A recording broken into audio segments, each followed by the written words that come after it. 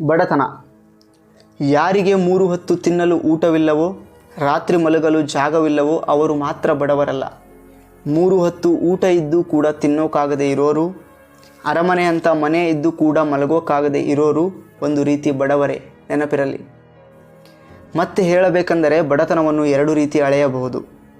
ಒಂದು ಪರಿಸ್ಥಿತಿ ನೋಡಿ, ಇನ್ನೊಂದು ಮನಸ್ಥಿತಿ ನೋಡಿ. ಪರಿಸ್ಥಿತಿ ಅಂದರೆ ದುಡ್ಡು ಬಟ್ಟೆ ನೋಡಿ ಅವನು ಬಡವ ಶ್ರೀಮಂತ ಅಂತ ಹೇಳಬಹುದು. ಮನಸ್ಥಿತಿ, ಮನಸ್ಸು ದೊಡ್ಡದಾಗಿರಬೇಕು, ಅಂದರೆ ವಿಶಾಲವಾಗಿರಬೇಕು. ಯಾರು ಮಾಡೋದೆಲ್ಲ ಅನಾಚಾರ, ಮನೆ ಮುಂದೆ ಬೃಂದಾವನ ಅಂತ ಇರ್ತಾರೋ ಅವನು ಮನಸ್ಸಿಂದ ಚಿಕ್ಕವನೇ, ಬಡವನೇ.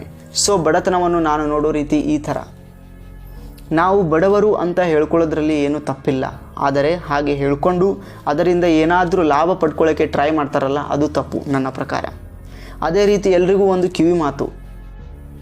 ಹಳ್ಳಿ ಜನ ಕಂಡ ತಕ್ಷಣ ಅವರ ಬಟ್ಟೆ ನೋಡಿ ಬಡವರು ಅಂತ ಗೆಸ್ ಮಾಡಬೇಡಿ. ನಾವು ತಿನ್ನೋ ಅನ್ನ ಬೆಳೆಯೋ ದೇವರು ಅವರು. ಇದಕ್ಕಿಂತ ಶ್ರೀಮಂತಿಕೆ ಬೇಕಾ ನಮಗೆ? ನನ್ನ ಬರವಣಿಗೆಯಲ್ಲಿ ಯಾವುದೇ ಲಾಜಿಕ್ ಇಲ್ಲ.